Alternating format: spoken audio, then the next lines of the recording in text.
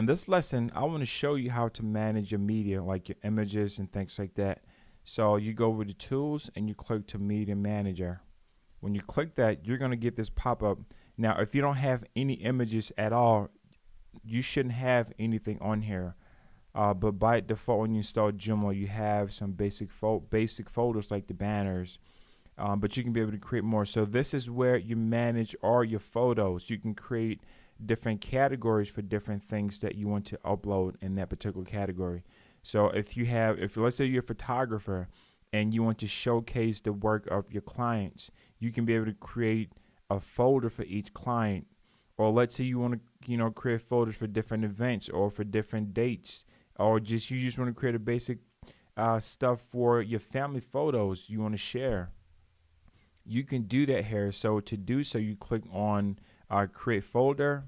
You can put the folder name and you click on save. Now you've created that folder name. You want to click to open it. So now that you've opened it, you can go over here where it says upload file. And this is where you can choose the files that you want to upload in that particular folder. So this gives you a lot of flexibility. And if there's a file that you want to delete, you come here, you click on the file, and you're going to activate this trash can. You click on delete. It is going to delete it. And you can choose here how many photos you want to showcase. You can choose all. You can choose 30 per page, 50 per page. So that gives you a lot of flexibility in order for you to do that. And if you want to make this bigger, you click there. It's going to expand the screen. So it's a lot more bigger, full screen. You can kind of see things a lot better.